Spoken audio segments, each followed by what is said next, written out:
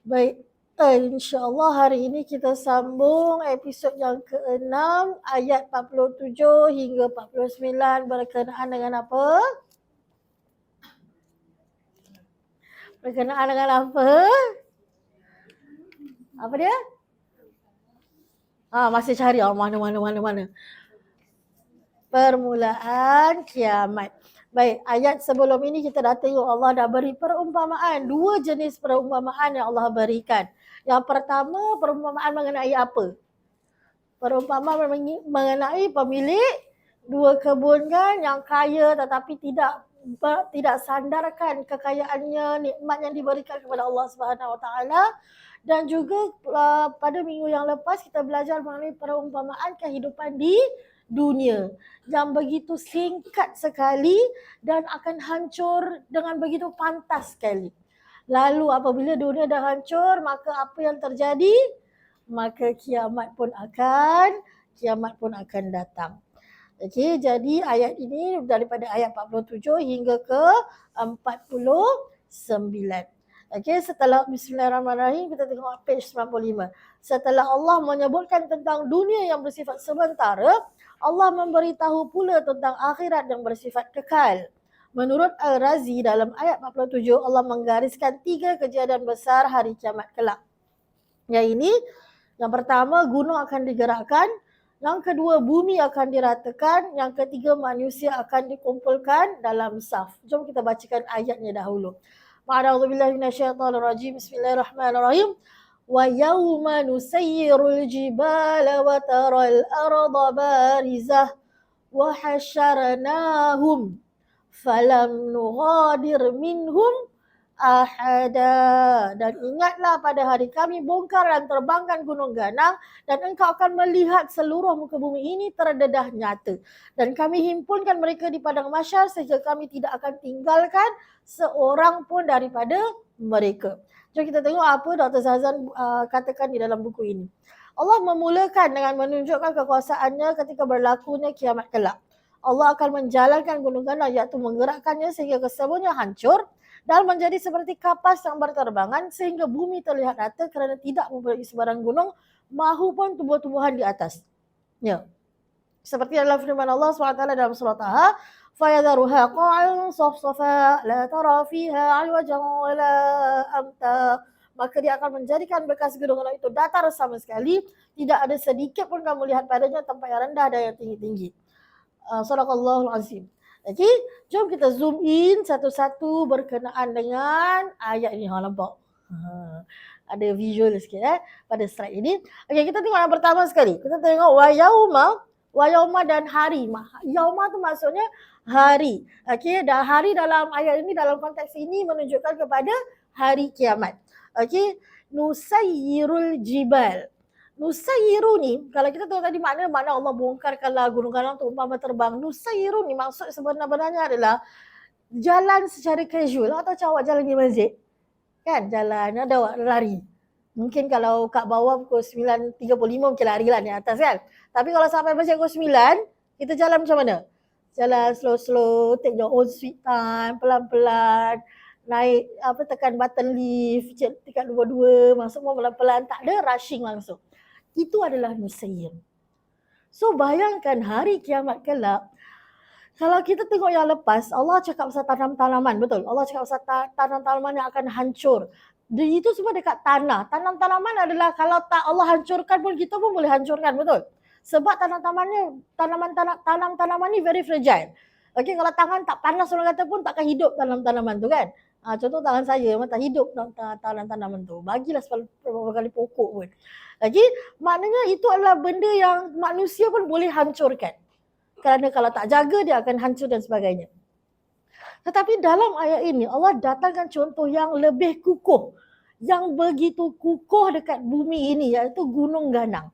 Awak pernah tengok Gunung Ganang tak? Kita kalau tak berbeza dengan Switzerland kita kalau pergi Switzerland ke, tak pergi Switzerland lah. Hari tu saya pergi Sabah. Kat Sabah ada apa? Gunung Kinabalu. Kan nampak Gunung Kinabalu tu cuma macam awak tengok tu awak rasa apa? Rasa wow, macam cantiknya, Masya Allah, sibuk nak ambil gambar dengan Gunung Kinabalu tu kan. Padahal tak raki pun.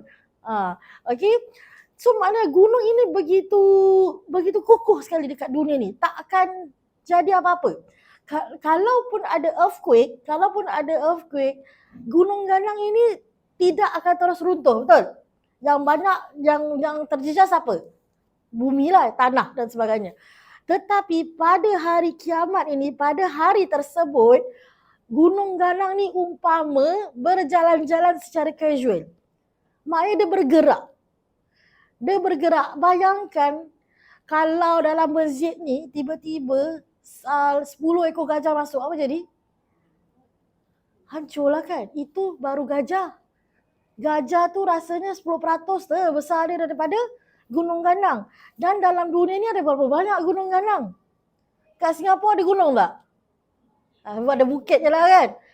Bayangkan kalau kat Singapura Bukit Timah tu berjalan. Apa jadi? Hancur dah Singapura. Baru bukit, belum gunung ganang. So walaupun dalam ayat ini Allah cakap relax saja. Gunung ganang itu berjalan-jalan secara casual. Tetapi kalau kita bayangkan, kalau kita gunakan akal untuk fikirkan, macam mana gunung ganang jalan, hancur lah. Dia tak payah jalan. Dia bergerak, tahu volcano kan? Apa gunung berapi. Dia berapi je apa jadi? Dah sampai berapi ni kat Indonesia sampai Singapura je terasa, betul?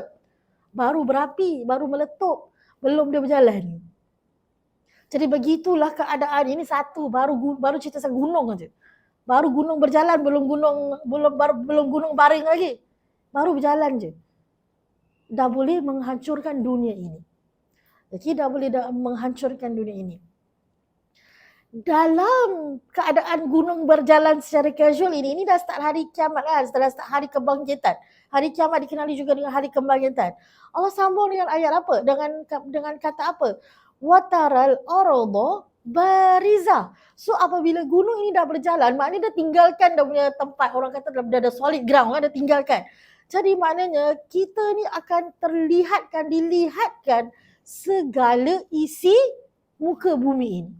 Maknanya kalau gunung kita selalu nampak gunung, kita tak pernah nampak bawah dia apa. Betul? So kita segala isi bumi yang tak pernah kita nampak sebelum ini akan diperlihatkan. Okey, itu yang pertama. Yang kedua dikatakan bumi ini akan diratakan. Maknanya gunung ganang tu dah berjalan tak tahu pergi mana. Maknanya dia akan hancur. Dia akan dihancur oleh Allah Subhanahu Wa Taala. Jadi bumi ini akan jadi, orang kata macam padang jarak, padang terkukuh. Maknanya bumi yang rata, tak ada apa-apa, nothing. Okey? Dan apa yang terjadi seterusnya? Wa hasyarnahu. Dalam ikut kata Melayu kita senang, Allah kumpulkan mereka. Tetapi sebenar-benarnya hasyara dalam penggunaan bahasa Arab, kalau kita dikumpulkan dalam bahasa Arab untuk manusia, dalam bahasa Arab dikumpulkan, kita panggil apa? Solat apa? Kalau kita solat orang kita panggil solat apa? Solat jamaah kan? So jamaah, dia bukan jemaah lah.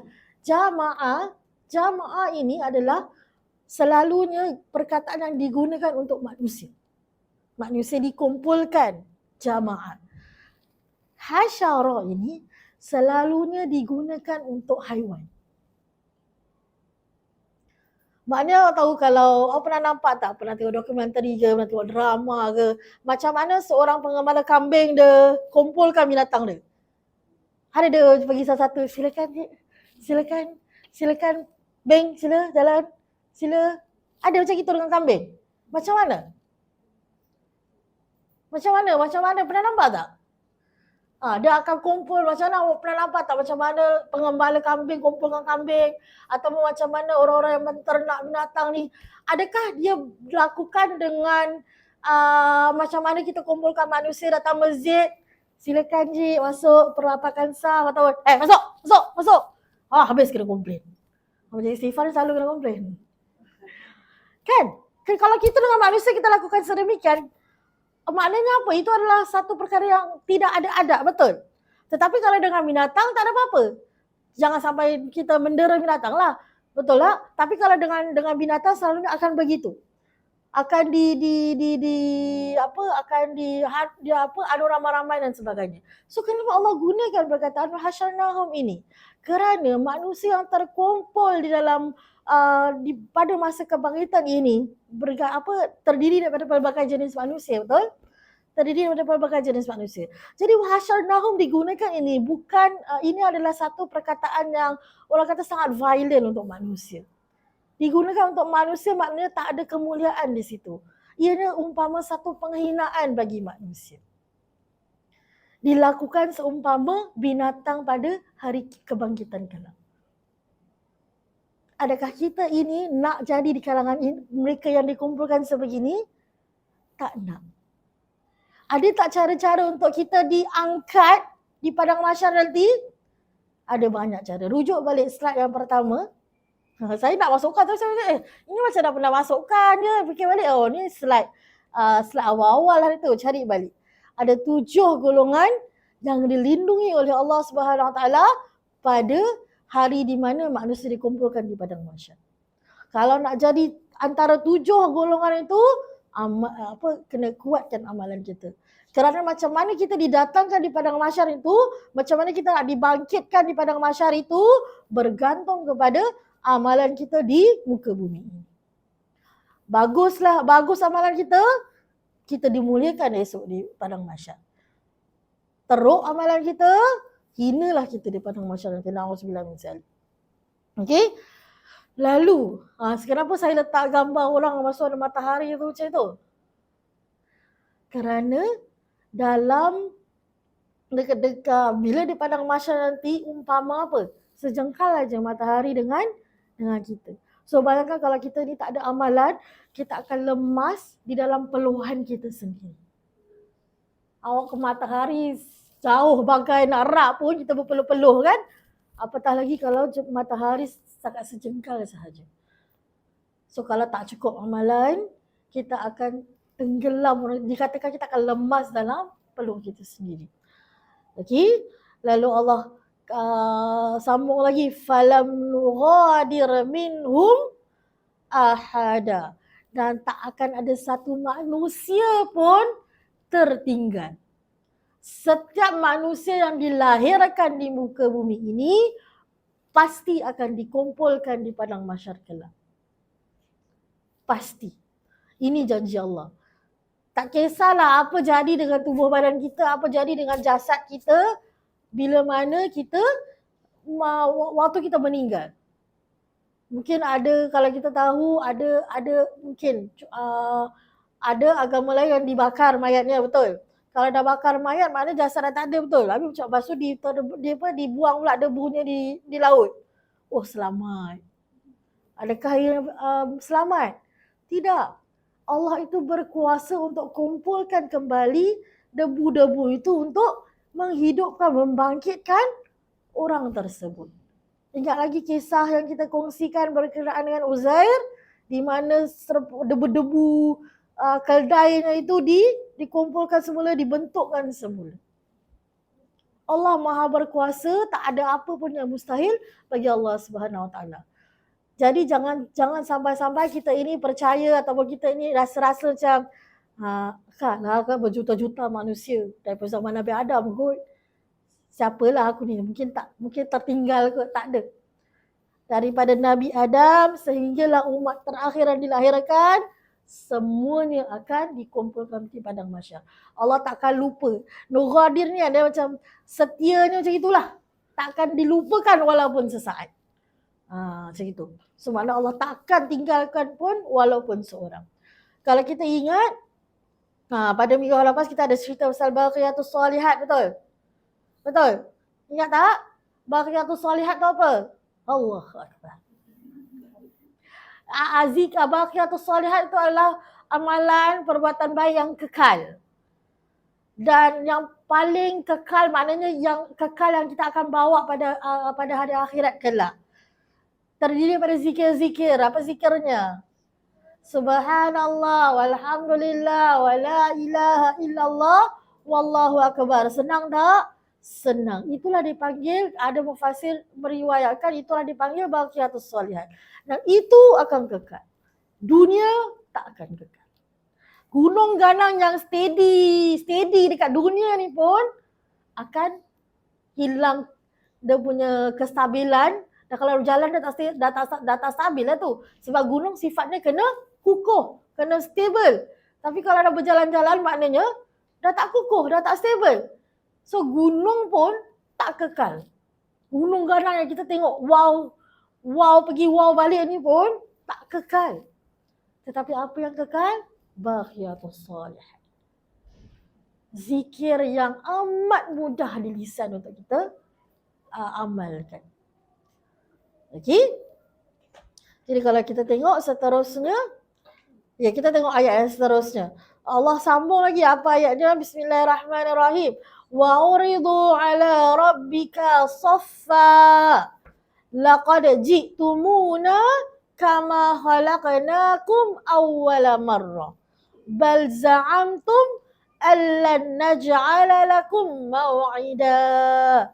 Dan mereka tetap akan dibawa menghadap Tuhanmu dengan berbaris teratur, sambil dikatakan kepada mereka, kamu sekarang telah datang kepada kami berseorangan sebagaimana kami telah jadikan kamu pada mulanya.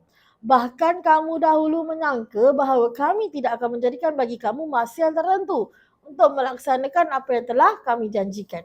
Jom kita baca dalam buku. Kesemua makhluk dikumpulkan dalam satu barisan berbaris di hadapan Allah tanpa ada sebarang hijab atau tempat untuk bersembunyi. Keadaan tersebut sama seperti tentera yang berbaris di hadapan ketua mereka.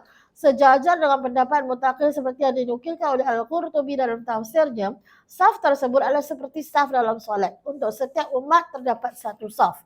Diriwayatkan daripada Aisyah radhiyallahu anha berkata, aku pernah mendengar Rasulullah SAW bersabda, yang membawa maksud manusia dikumpulkan pada hari kiamat nanti dalam keadaan tidak berkasut, telanjang dan tidak berkhatan. Maka aku pun berkata, wahai Rasulullah, wanita dan lelaki semuanya bersama dan akan melihat antara satu dengan lain. Rasulullah pun bersabda lagi, wahai Aisyah, keadaan ketika itu sangat menggerukan bagi mereka melihat antara satu sama lain. Hadis sahih riwayat Imam Muslim. Dalam ayat lain Allah berfirman bagaimana manusia akan dibariskan seperti mana mereka pertama kali dilahirkan ke dunia, iaitu dalam keadaan telanjang dan tidak ada khatan. Tiada apa pun pada tubuh manusia. Jadi dalam surah Al-An'am Allah sebut apa? Jom kita baca. Dan sesungguhnya kamu datang kepada kami sendiri-sendiri sebagaimana kami ciptakan pada mulanya. Dan kamu tinggalkan di belakangmu di dunia apa yang telah kami kurniakan kepadamu. Dan kami tiada melihat besertamu pemberi syafaat yang kamu anggap bahawa mereka itu sekutu-kutu Tuhan antara kamu. Sungguh telah terputuslah pertalian antara kamu dan telah lenyap daripada kamu apa yang dahulu kamu anggap sebagai sekutu Allah. Perkara ini adalah untuk menghina mereka yang mengingkari hari kebangkitan kerana mereka menyangka bahawa mereka tidak akan bertemu dengan Allah. Tujuan Allah menyebutkan mereka akan dibangkitkan dalam keadaan mereka dilahirkan, iaitu dalam keadaan telanjang, untuk menunjukkan kepada orang kafir yang berbangga dengan harta kekayaan mereka ketika di dunia bahawa harta itu kelak di akhirat tidak bermanfaat langsung untuk mereka. Okey, jom kita tengok. Okey, wa'uridu ni bermaksud dibawa menghadap. Okey, dibawa menghadap ala rabbika, di depan Tuhanmu berbaris. Menariknya, Allah tidak menggunakan, awak tahu ada single, ada plural dalam English kan? Sofa ini perkataannya single. Maknanya berapa banyak baris? Sebaris. Cuba kalau kita nak masuk NTUC, masuk dalam NTUC tu ramai orang kan? Kalau kena queue satu orang je boleh masuk dalam satu NTUC tu. Marah tak? Bila nak habis? Saya nak pergi pasar balik, nak masak dan sebagainya. Betul tak? Ini baru orang-orang NTUC dekat mungkin Pasir Ris yang sebelah sini saja. Belum satu Singapura. Belum satu dunia. Belum daripada umat Nabi Muhammad. Maknanya daripada zaman Nabi Muhammad yang dipanggil umat Nabi Muhammad adalah daripada zaman sahabat sampailah dekat hari kiamat nanti. Itu je berapa bilion, zillion, tak tahulah. Banyak orang lah tu. Belum lagi zaman daripada umat Nabi Isa, umat Nabi sebelum-sebelum ni. So bayangkan betapa chaoticnya, betapa chaosnya, betapa kecohnya kalau dikumpulkan dalam tempat yang sedemikian, betul? Di padang yang luas, terlampau ramai orang, dia akan jadi tenang ke dia akan jadi kecoh? Dia akan jadi sangat kecoh. Tapi dengan kuasa Allah Subhanahu Wa Taala, pada hari tersebut kita akan dalam satu baris. Kalau sekarang siapa yang pernah pergi Mekah, menarik tak tengok tengah kecoh-kecoh, pak solat terus teratur. Betul? Itu adalah miracle yang sangat ajaib lah orang kata dalam Islam. Kecoh lah macam mana. Start solat je semua akan diam dan berada dalam barisan saf. Itu dekat umrah yang orangnya tak banyak betul tak?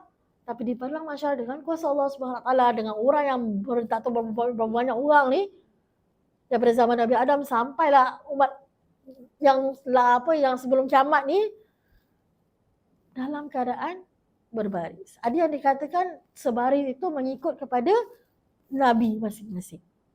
Contoh Nabi Muhammad akan berada di depan sekali. Di belakang Nabi Muhammad akan ada siapa? Akan ada para sahabat dan sebagainya. Para sahabat pun dikumpulkan di padang mahsyar juga.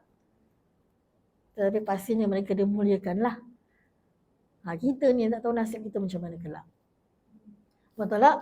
And dikatakan juga Nabi Muhammad ini walaupun dikatakan bila dekat padang mahsyar nanti kita akan di belakang barisan umat Nabi Muhammad, betul. Tapi kalau kita tengok ayat sebelum ni kan Allah menggunakan perkataan kejap.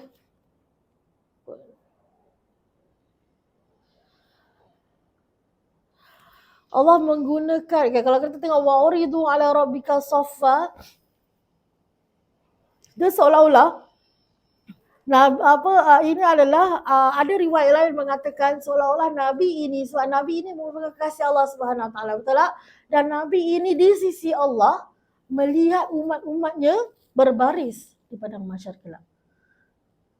Kerana Nabi itu merupakan insan yang paling disayangi oleh Allah Subhanahu Wa Taala, yang paling dikasihi.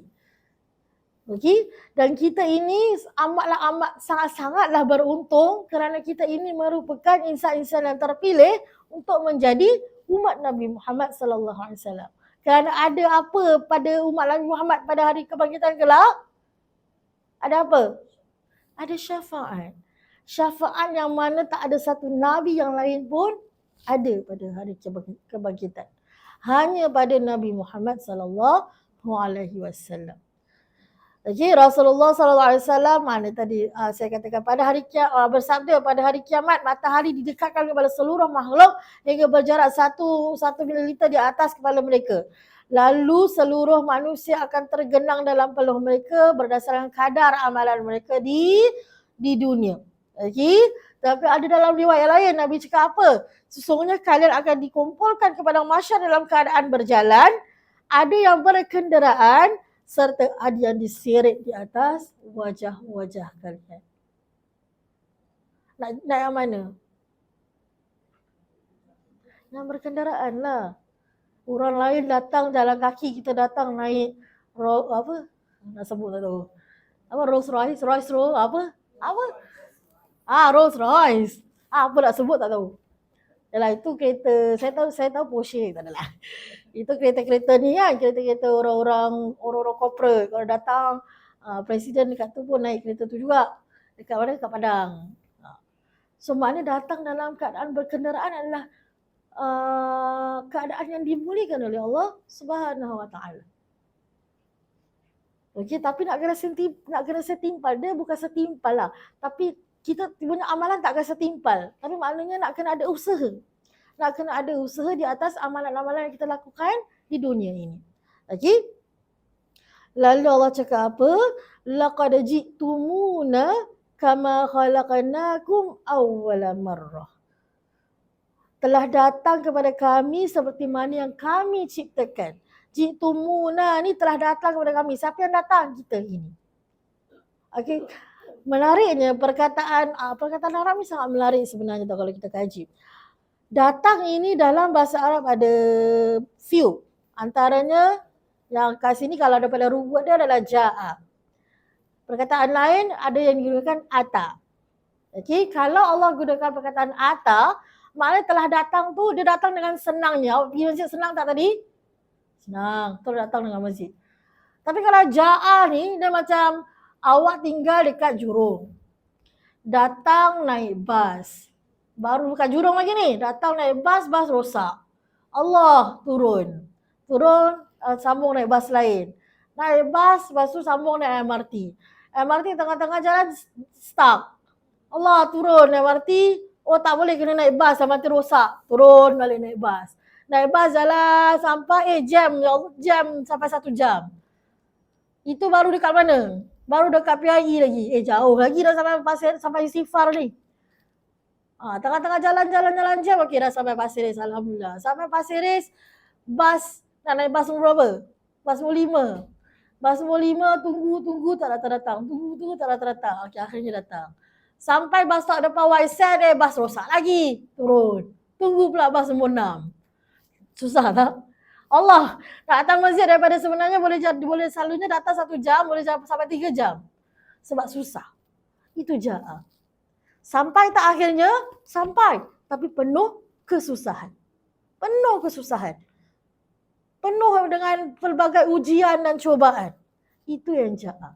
So kenapa Allah gunakan perkataan ja'a dalam ini? Kenapa? Kerana pada hari kebangkitan kelak, kita datang kepada Allah dalam keadaan yang kita tempuh kehidupan dekat dunia ini kan? Penuh dengan ujian, cubaan, onak, duri, kan? Betul? So maknanya kita hidup dekat dunia ni senang ke susah?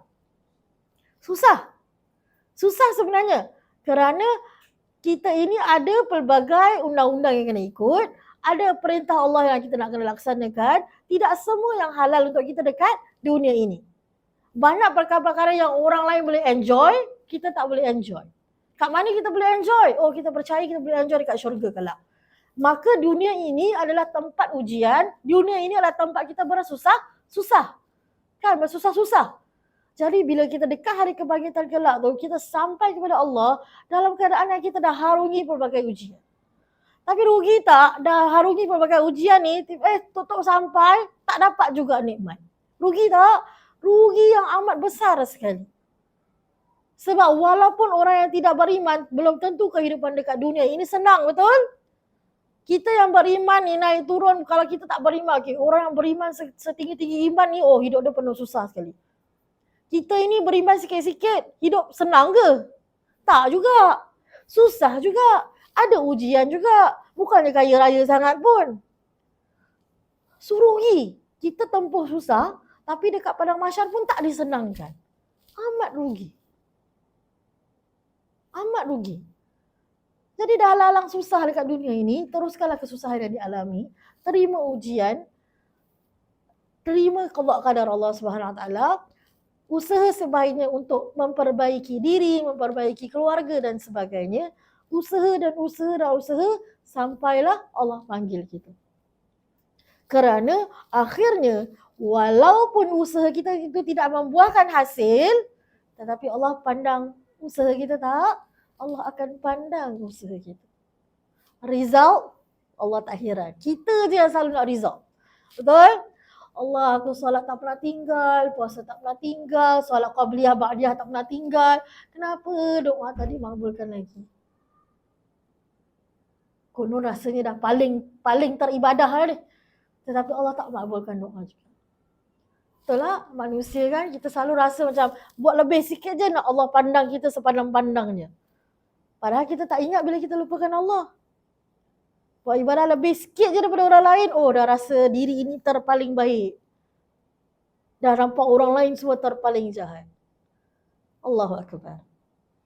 Okey, jadi laqad jitumuna, kita dah datang susah-susah dekat dunia, kita datang kepada Allah dan Allah datangkan kita ini dalam keadaan apa?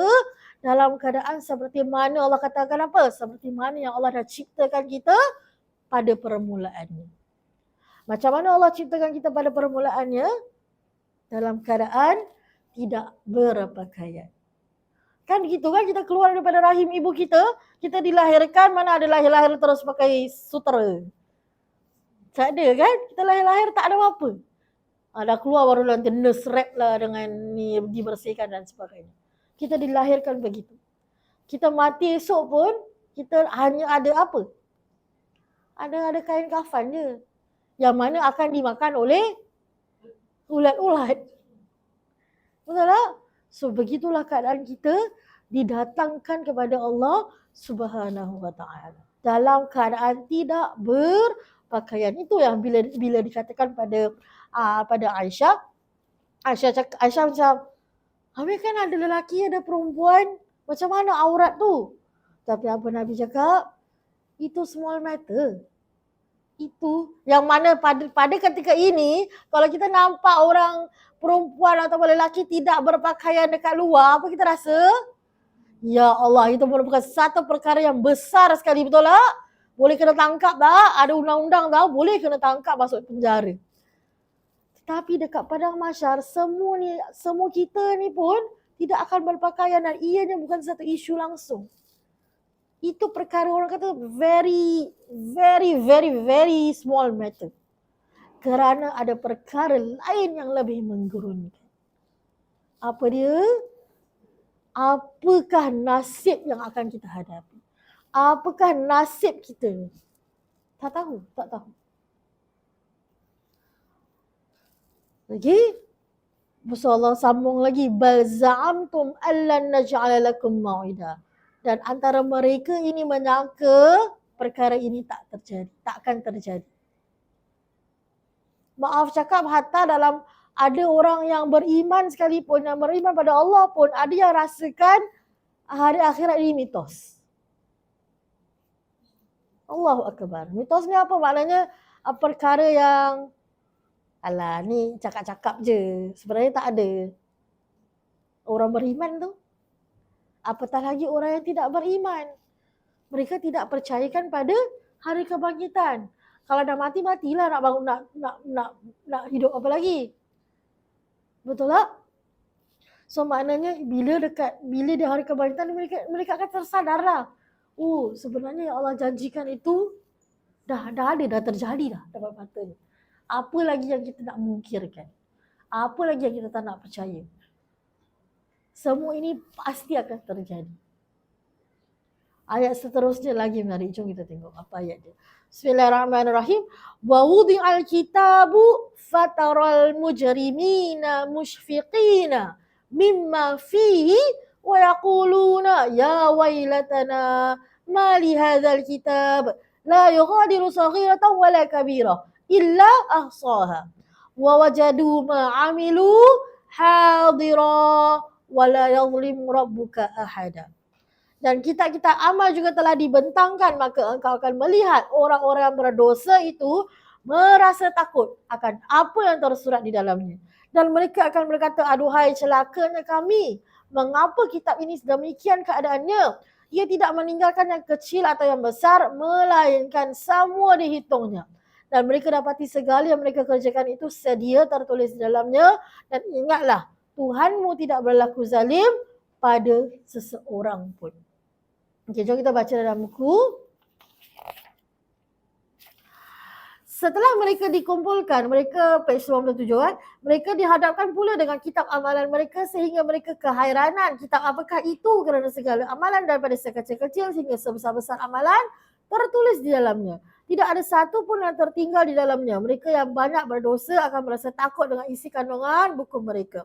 Hal ini demikian kerana ketakutan yang amat sangat menyebabkan mereka mengundang kecelakaan untuk diri mereka sendiri dengan menyebut ya wailatana, yang berasal daripada perkataan al-wail, iaitu kebinasan dan kehancuran.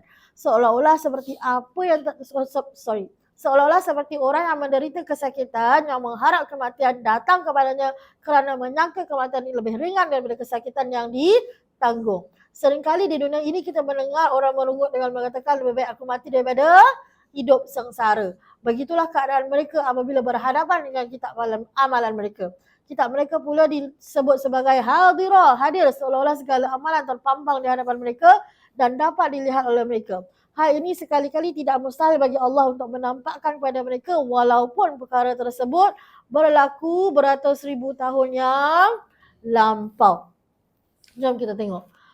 Wawudi'al kitab. Wawudi'al kitab ni maksudnya dibentangkan kitab amalan. Kitab amalan ni apa? Apa yang telah tertulis oleh siapa? malaikat Raqib dan malaikat Atid yang menulis segala apa sahaja yang kita lakukan di muka bumi ini sepanjang kita hidup. Okey, dan buku itu nanti semuanya akan dibentangkan pada hari akhirat kelak. Dan ramai yang akan terperanjat melihat buku masing-masing. Terperanjat ni ada yang baik, ada yang tidak baik. Semoga-moga kita ini berada di kalangan terperanjat yang baik. Semoga-moga kita ini berada di dalam kalangan mereka yang menerima buku catatan ini daripada tangan kanan. Seburuk-buruk adalah yang menerima daripada tangan kiri. Na'udzubillah min zalik. Semoga-moga kita ini pengakhirannya buku kita ini ada banyak amalan-amalan kebaikan yang kita tak tahu, yang kita tak sadar, yang kita buat dicatat di dalam buku tersebut. Yang mana bila kita buka buku, bila aku buat ni, kita sendiri tak ingat. Semoga-moga bila kita buat ni, semoga itu adalah amalan baik, bukan dosa. Sebab ada juga, bila kita buat ni, kita sendiri tak ingat dosa yang kita lakukan. Akan tetap dicatat. Segala-galanya akan dicatat. Okey. Lalu fataral mujrimin. Fataral mujrimin apa? Maka mereka ni melihat orang mujrimin ni siapa? Orang-orang yang berdosa. Orang-orang yang berdosa ni bila melihat buku catatan ni, bila melihat buku catatan ni, mereka akan rasa musyfiqina mimma fihi. Yang pertama mereka akan rasa takut, terketar-ketar melihat isi kandungan kitab tersebut. Macam kita nak dapat result kan? Takut tak? Takut kan? Dapat result apa pun lah. Jangan kata result kita, result anak pun kita nak buka pun kita takut. Betul? Kita bila dulu-dulu bila dapat result O level lah, A level lah, segala result. Ambil lesen kereta dah dapat, ya Allah, janganlah lebih daripada 20. 20 tu kalau 21 dah fail dah. Itu dululah, sekarang saya tak tahu berapa point. Kan? Rasa takut. Dah usaha belum? Dah. Tapi tetap rasa takut. Apatah lagi orang-orang yang berdosa ini sudah tentu dia tahu pengakhiran hidupnya bagaimana. So nak dapat nak dapat buku ni, ya Allah, terketar-ketar ketakutan. Stress level memang dah reach maximum level dah. Dan apabila terjadi tersebut, bila dah terketar-ketar, mereka akan katakan apa? Sebab dah tahu kan sebenarnya apa yang kat dalam. Untuk orang-orang yang berdosa dah tahu belum? Dah tahulah, tentu dia ingat segala dosa-dosa yang dilakukan. Sudah tentu dia tahu dia bukanlah di kalangan mereka yang banyak beribadah. Sudah tentulah dia tahu berapa banyak ibadah yang kita lakukan. Saya tanya semua sekalian, tahu tak kita ini sekarang ini, kita sendiri tahu tak berapa banyak amalan kita buat? Tahu, mana boleh tak tahu. Kita tahu tak dosa yang kita lakukan? Tahu, mana boleh tak tahu. Mungkin dosa 10 tahun lepas dah lupalah. Itu yang nanti ada tercatat dalam kitab amalan tu. Tapi kalau baru-baru ni tahu tak? Tahu. Walaupun orang lain tak tahu, kita tahu.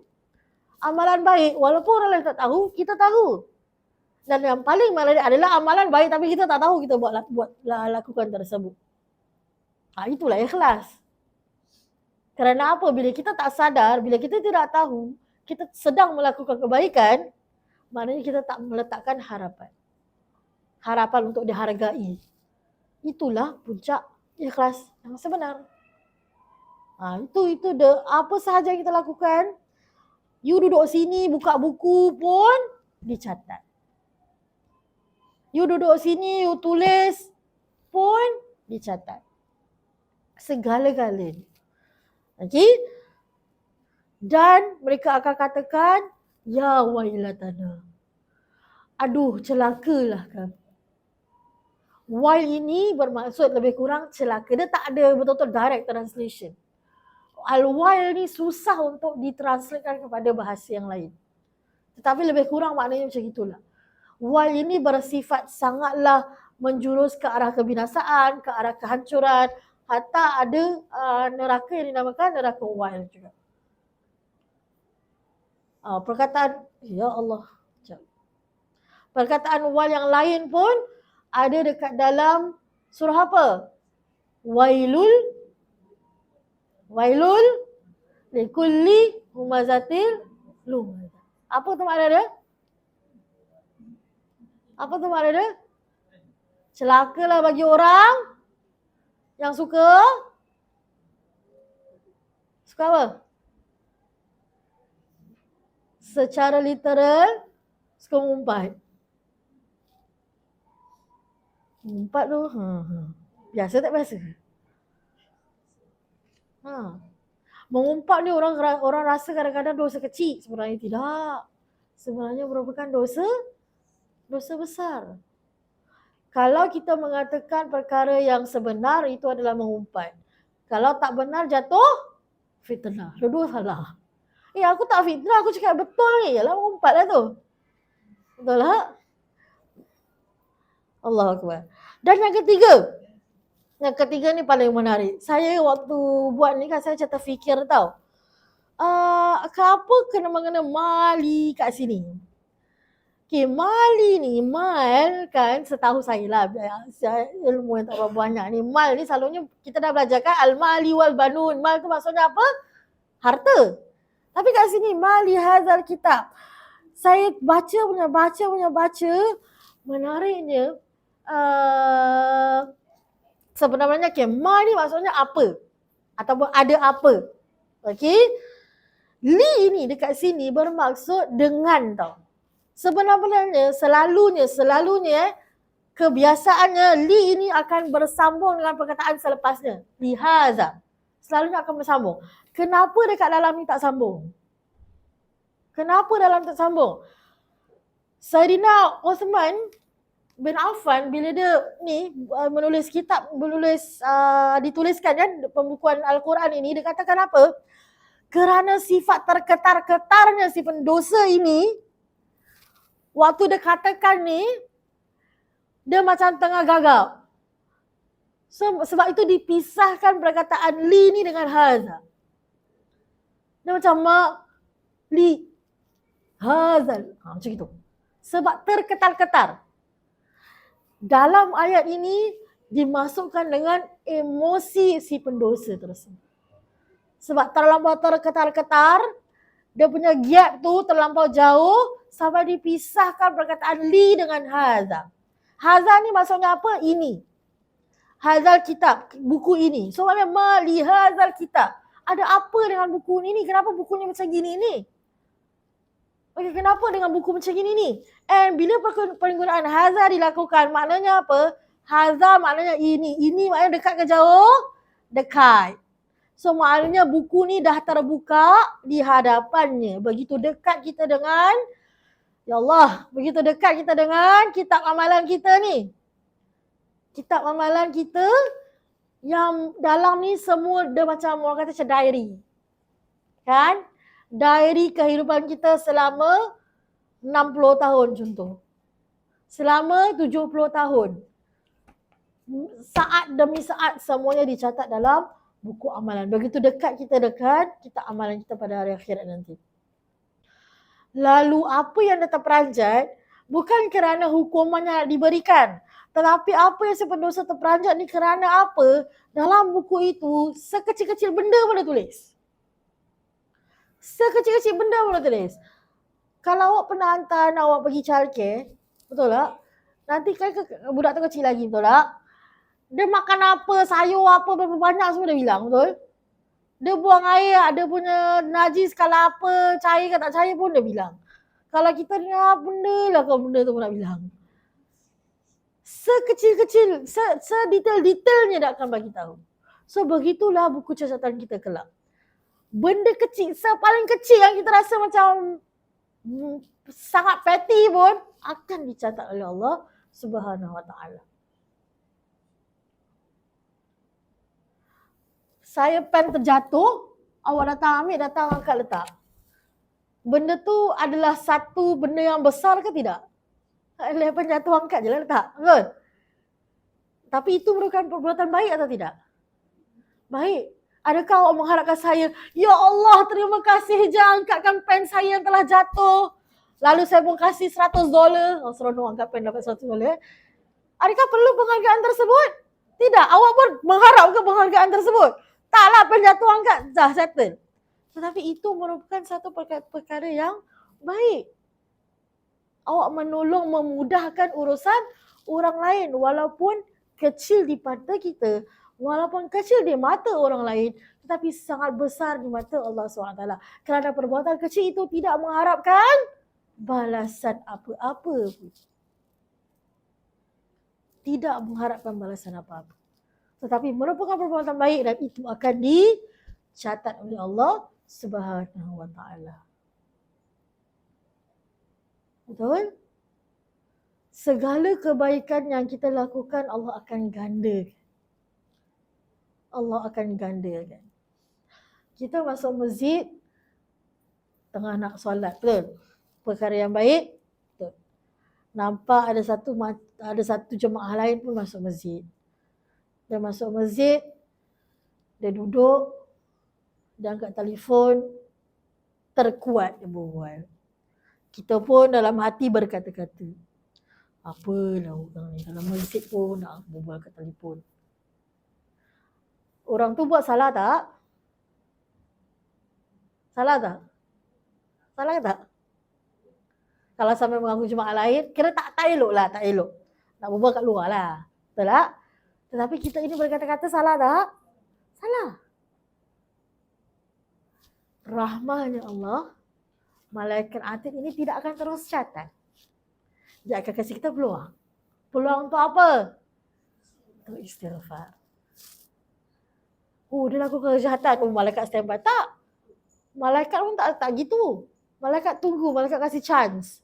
Kita tunggu. Saya tak ingat ada masanya. Siapa tahu? Ada masanya. Sekian lama, kalau tak taubat juga, baru akan dicatat.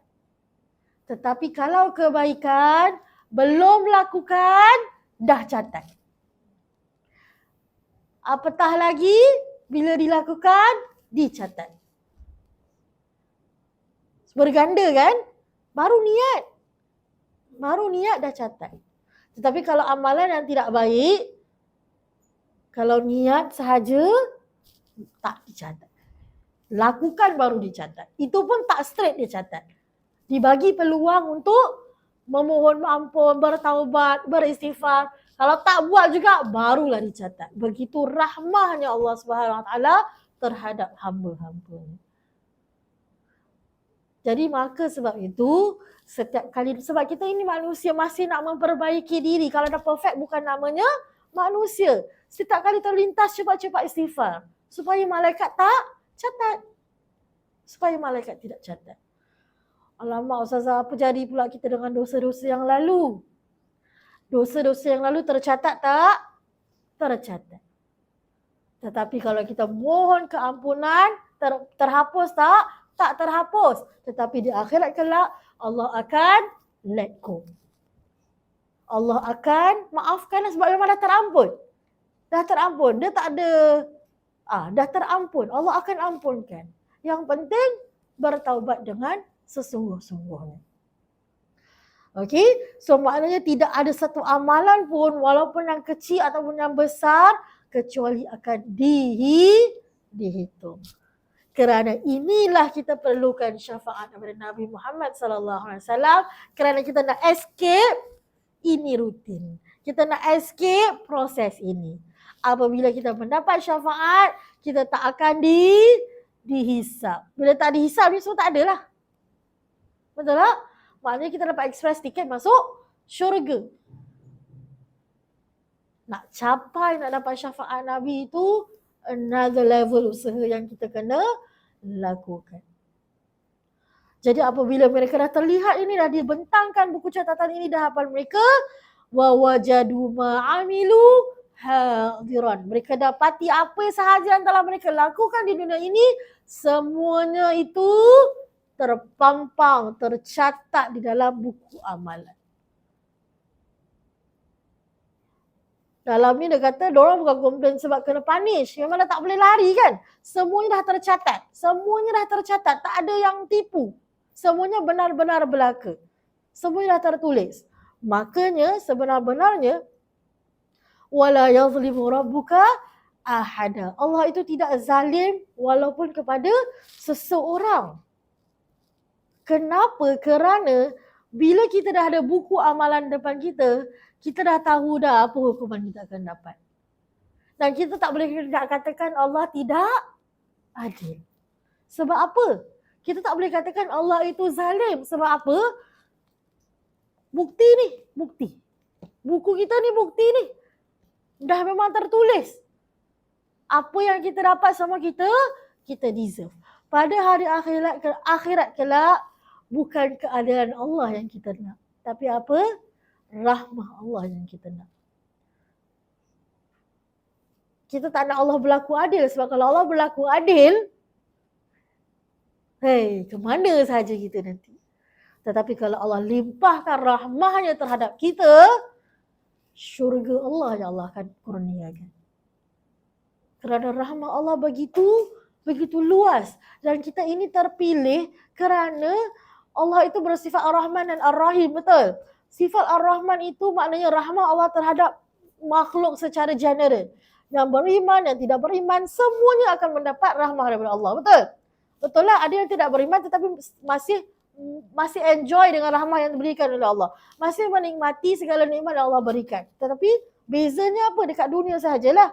Ar-Rahim ini rahmah Allah terhadap kita di dunia yang kita perlukan, dan yang paling kita perlukan adalah di akhirat kelak. Sebab di akhirat kelak lah paling kita perlukan rahmah daripada Allah. Kita masuk syurga bukan sebab amalan kita, tetapi sebab rahmah daripada Allah Subhanahu Wa Taala. Kalau nak ikutkan amalan kita yang tak seberapa ini, tak terbanding, tak ternilai, tak, orang kata tak sama level langsung dengan syurga Allah Subhanahu Wa Taala. Takkan sama level. Takkan sama level. Okey, tetapi kerana rahmah Allah yang Allah kurniakan, maka kita diberikan oleh Allah syurga. Yang mana kita tahu betapa nikmatnya syurga Allah tersebut. Segala apa pun yang kita tak dapat di dunia ini, kita akan dapat di dalam syurga Allah Subhanahu wa Ta'ala. Okey, jadi apakah pengajaran yang kita boleh tengok dalam ketiga-tiga ayat tadi? Yang pertama sekali, kiamat itu pasti akan berlaku. Peristiwa yang paling dahsyat umat akhir zaman ni dan macam-macam lah, paling beruntung dan juga yang akan melalui perkara-perkara yang dahsyat. Yang di antaranya adalah hari kiamat. Kiamat pasti akan berlaku di mana bumi akan menghadapi kehancuran dan setiap manusia akan merasakan ngerinya kiamat tersebut. Okey, walaupun memang dijanjikan tiada orang yang beriman yang akan hidup pada hari kiamat, tetapi kita akan dibangkitkan kan? Kita akan dibangkitkan.